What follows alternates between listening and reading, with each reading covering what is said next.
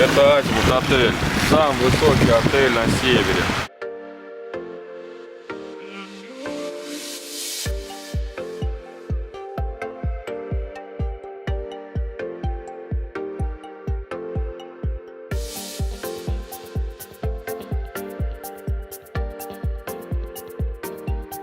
Металлух 143 рубля.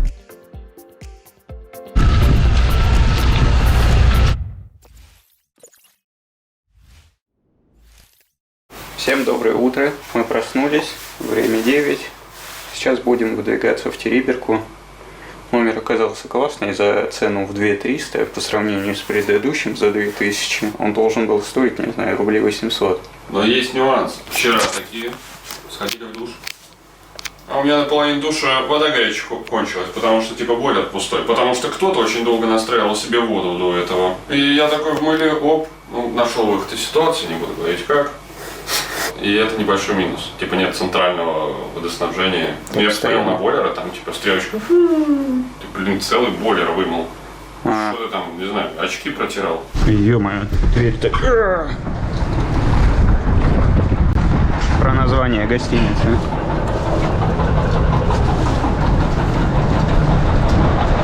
Дует как. Чё ж в Териберке будет? Вся суть России в одном фото. Порш и такой дом.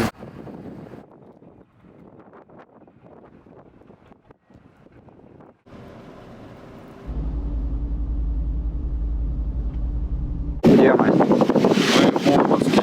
А это что за здание такое, не знаешь? Это Азимут отель. Самый высокий отель на севере. Чё, правда? Да, там работала наша подруга Ия. Возможно, горничная. А это что? Это что, Макдональдс? Да. А если более северный Макдональдс, чем этот? Нет. Это самый северный Макдональдс. В Мурманске заехали в магазин. Там оказался магазин «Север». Я там нашел кепку своей мечты, но она не моего размера, это так обидно. Мы поехали в другой «Север», потом в третий «Север». В итоге они все одного размера, но и кепку я не купил, купил кофту. 3 часа, наверное, потратили. Сейчас движемся в сторону Териберки. Погода нас не шибко радует. Пасмурно, ветрено, дожди, время 2. Заметили такую штуку, что по дороге куча машин на обочинах, на каких-то съездах стоят, людей не видно. Напишите в комментариях, если кто-то знает, чем они там занимаются в такую-то погоду. Летом мы тут ехали, грунтовка была, сейчас асфальт идеальный, роскошная дорога прям. Не помню, чтобы дорога была настолько убитая. Едем, вся машина трясется по камням этим ухабам. После асфальта началась вот эта дорога.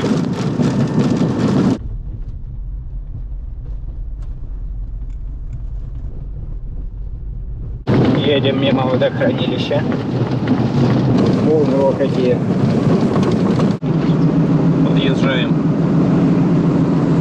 Денки-винки. Ля-ля. Пуф.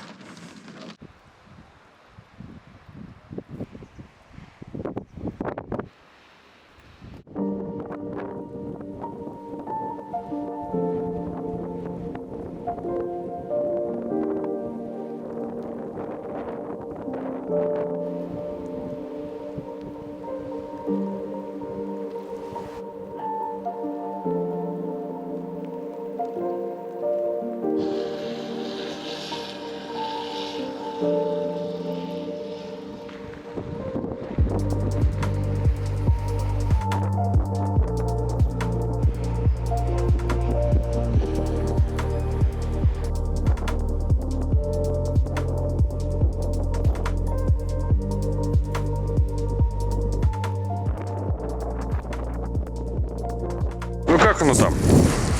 Дует очень сильно. Не такая холодная, как я думал.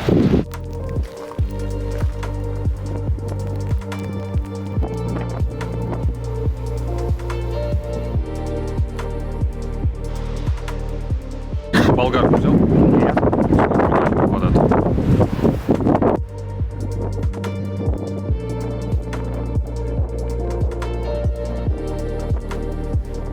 Мужик купается, прикиньте.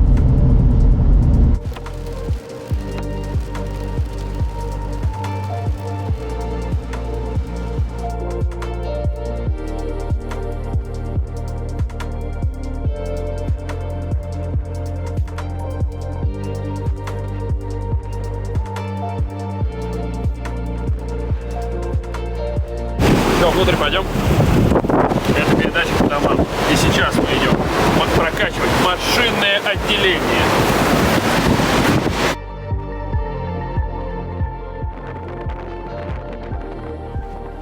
О, переночевать можно? Да. Так.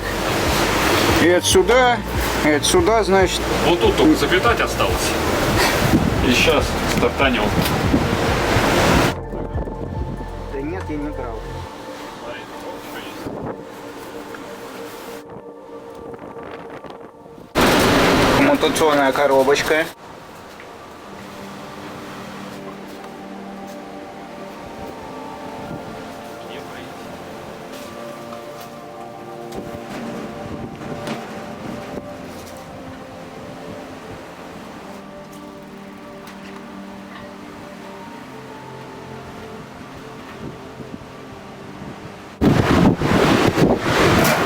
У меня стимрол мятный и лейс с луком. У нас только кофе наливают. Что? Только кофе.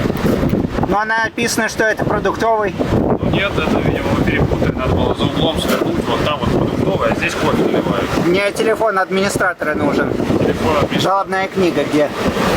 Жалобная книга. Пишите. Вот я и напишу. Пишите. А ручку-то взяли? У меня ручки нет. Да, все есть, я все напишу. Да, давайте.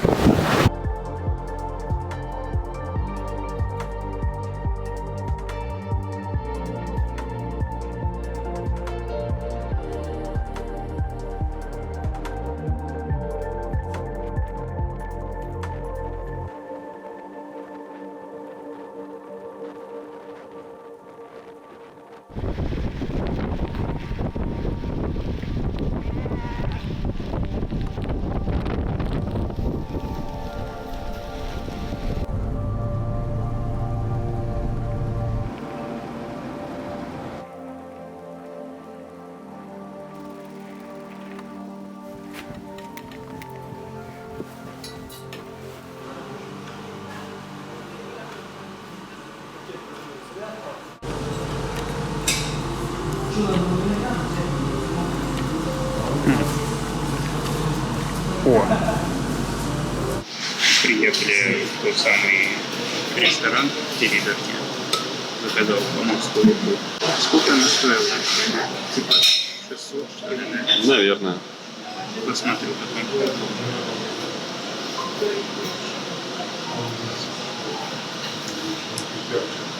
Нормально. Сейчас происходит безумие. А там еще этим ребятам запутаться. Оно движется. Ты готов это есть? Да. Потому что заплатил? Ну да. Давайте неудачи поставьте лайк на этим видео. Если меня больше не будет выпустить, что все идешь виноват. Давай. Если поставили мало лайков. Давайте. Смиритесь.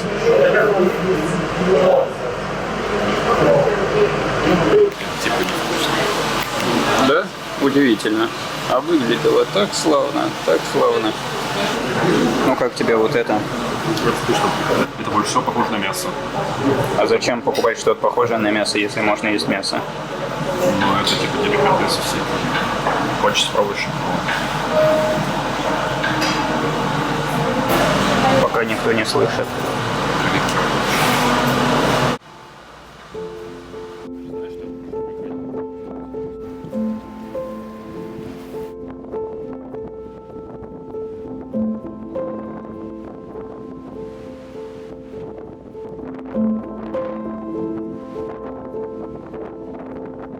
Мы поели, сейчас едем в какой-то магазин. Я что-то вспомнил, мы когда приезжали на базу МЧС в Хибинах, дверь открыла прям такая тетенькая. Это вот в глуши в горах. Я хотел наклейки там купить и купил. Спрашиваю, за наличку, естественно. Нет, почему? И пошла за терминалом. Так забавно. Там ни интернет, ни связи, ни хрена нету. Оплата картой, пожалуйста. И вот там стоял ряд напитков пивных. Короче, пиво 400 рублей банка. Продолжение Тёминой истории. Вот сколько пива стоит в Териберке. Извините, сложно говорить после морского ежа. Медовух 143 рубля. 143 рубля?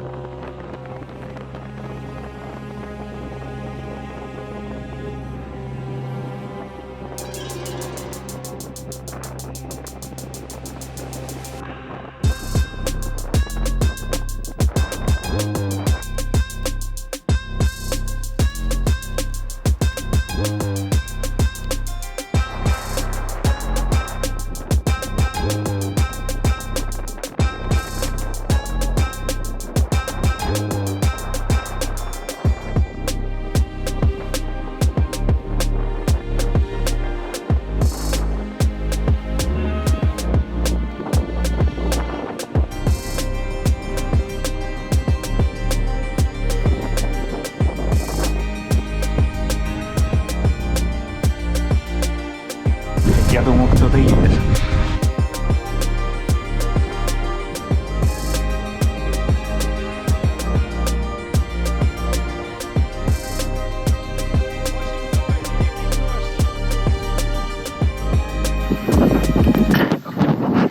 Непонятно, где ночевать. Достаточно дешевые номера мы упустили. Был номер за 2200 или 2300, что ли. Теперь там за 6600. Вот здесь жили люди, получается. И где они теперь? Не здесь? Не здесь. И вот, посмотри, вот те дома.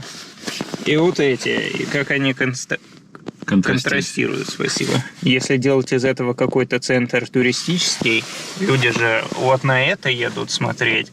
Зачем вперемешку ставить, ну, такие всякие строения? Их надо как-то отделять, мне кажется. Пофотографировать даже нормально нельзя. Снимаешь деревню, а там сзади райцентр 21 века. Это что такое? Будут жаловаться. В следующий раз сюда приедешь один, и вместо вот этого дома, вот это, сюда заселись. Ну так. Я хочу здесь. Букинг. Позаботьтесь об этом. Я хочу здесь номер снимать. Я выкуплю эти дома и буду просто чисто ради атмосферы туда палатки ставить, и люди там ночевать будут. Нет, туда надо кушетки такие двуярусные. Свечу такую в консервной банке, знаешь. Но один дом бы я бы сделал вот таким, а второй я бы сделал типа хипарского сквота. То есть у тебя вместо стекол, например, такая мозаика цветная, и когда солнце туда падает, и вода очень красиво. И там всякие пуфики, фигуфики. Блин, там вообще вот это старые обои или что-то теребится жутковатенько. Вот в том доме, в котором снимал, там наверху зеркало, видимо, прикреплено, и оно на ветру вот так вот бьется на втором этаже. Классно тут, атмосферно, но именно сейчас. Летом вообще не атмосферно.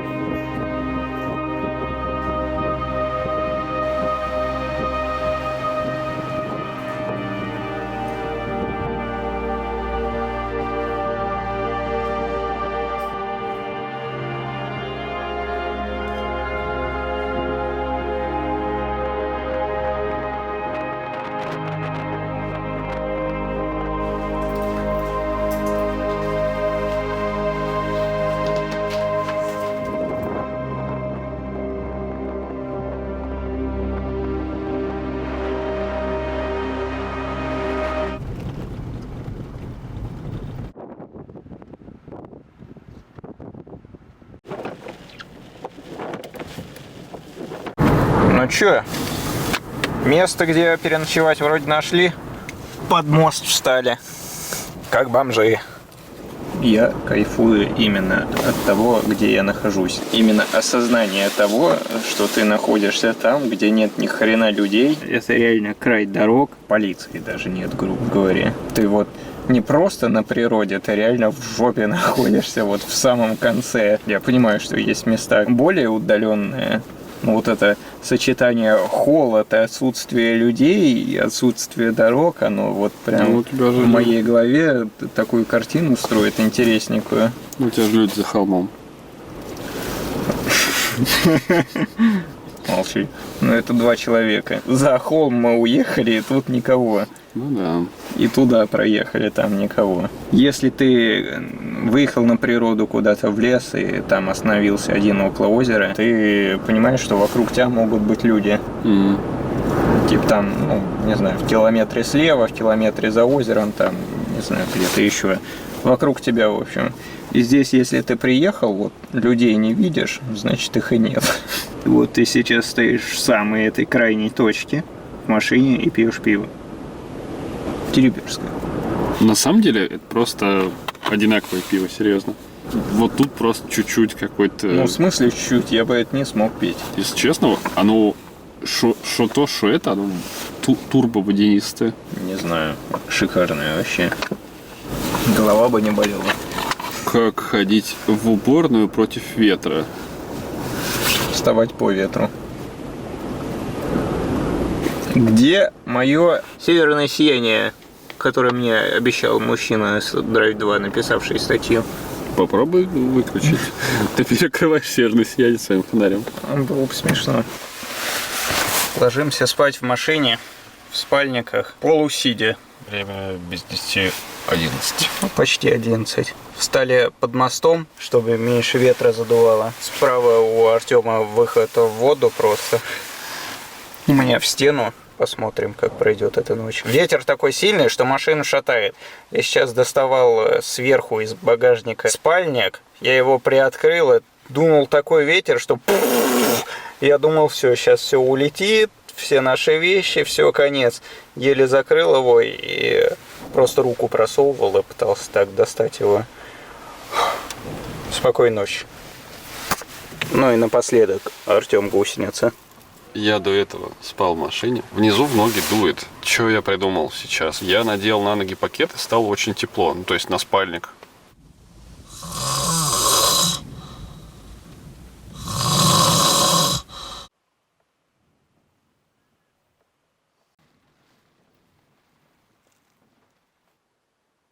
Всем доброе утро. Мы все там же под мостом. Время 9:40. Выяснил одну вещь. Спать в машине в спальнике и спать в спальнике в палатке – совершенно разные вещи. Потому что как только я лег спать, я закутался, как обычно, в одной этой штуке. Наверное, через полчаса я проснулся от того, что я весь мокрый насквозь просто. А в палатке я во всей одежде мерз. И тут пришлось очень сильно дозировать. Ты, если закутываешься в спальник, безумно жарко, а его отодвигаешь, и становится холодно. Я думал, что это вода снаружи, а это внутри. Вышли на тропинку в маленький лесок. Здесь все, просто все вокруг в этих красных ягодах. Напишите, что это такое.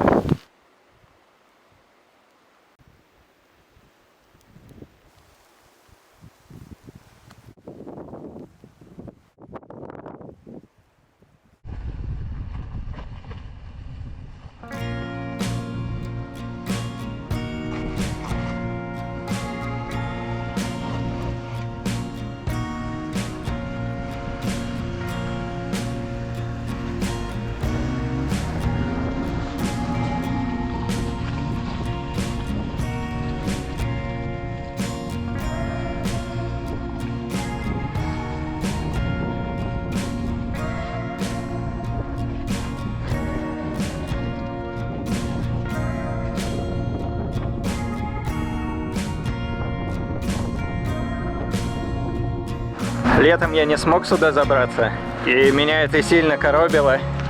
И вот заехал сейчас вообще без проблем. Очень крутой и сложный подъем, там много диагоналок.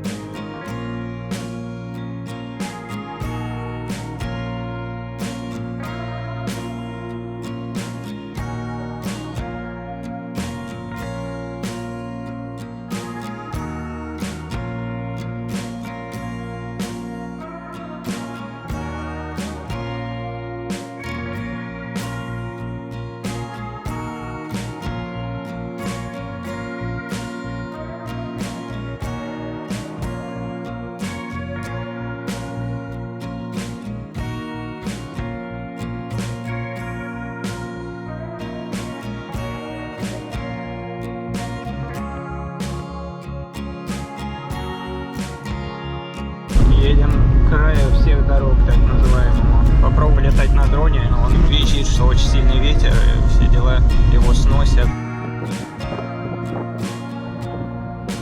Мы доехали до края всех дорог. Здесь очень ветрено. Углич написали углем.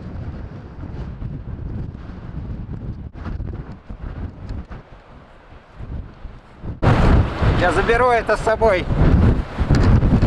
Наверное. Или это туристы оставили? Я не знаю. Ну, похож просто на трос какой-то, который с корабля вымыл. Отлично. Легенда будет такова, что это с грузового судна.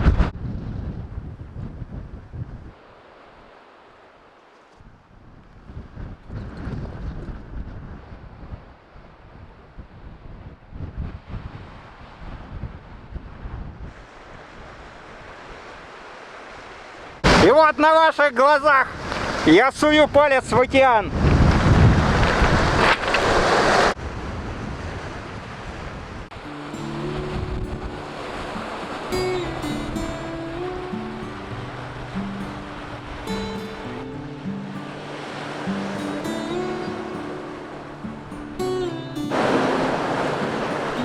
Нифига, это прочная штука, ее не оторвать от камня.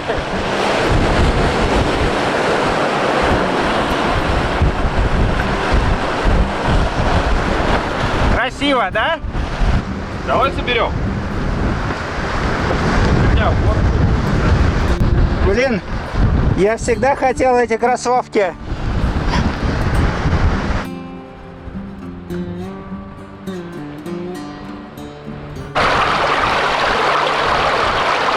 Как в Tomb Raider. Я нашел то, что искал, но есть проблемы. Он застрял.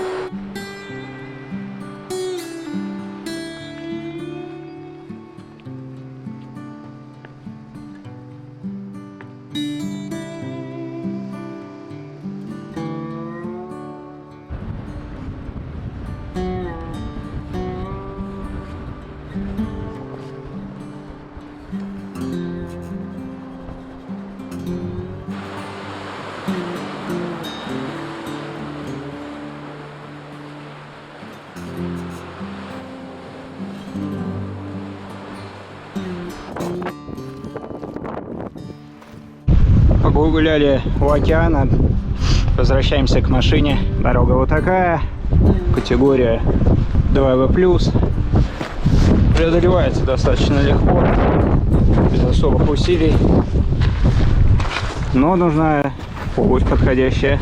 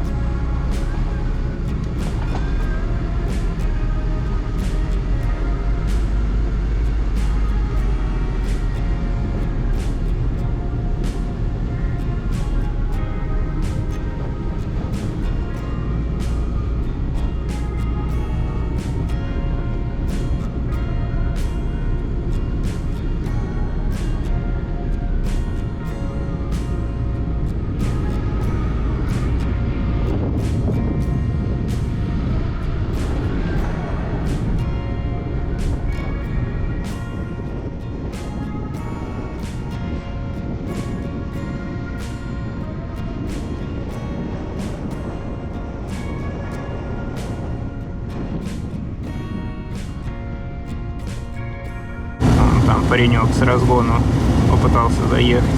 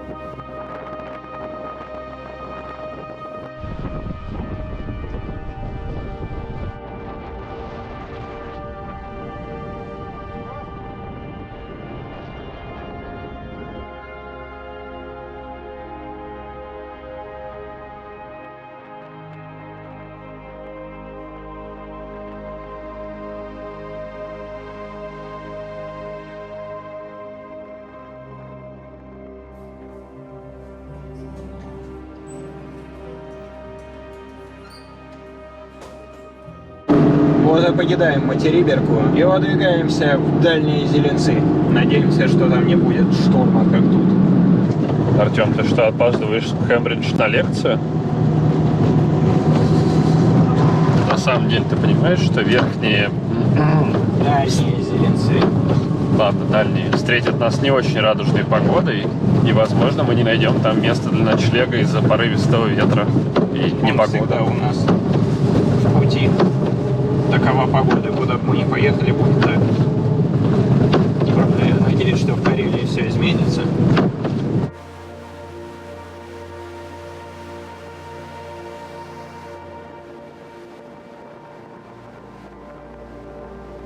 По пути в дальние Зеленцы нашли поворот, свернули, проехали по каменистой дорожке сквозь деревья и оказались около озера. Мы находимся не пойми где вообще. Вокруг нет населенных пунктов. И здесь прям до хрена мусора, бутылок, всего вот этого. То есть люди сюда все-таки ездят, срут и отдыхают. Показать я сейчас ничего не могу, потому что темно. Сколько времени? 10, 11? 10-12. Завтра продолжим свой путь. А пока пьем пивко териберское, со вчера оставшееся, и отдыхаем.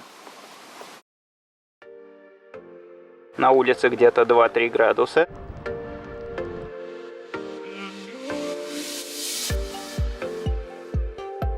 Я наконец-то увидел медведя. Топливо осталось на 65 километров.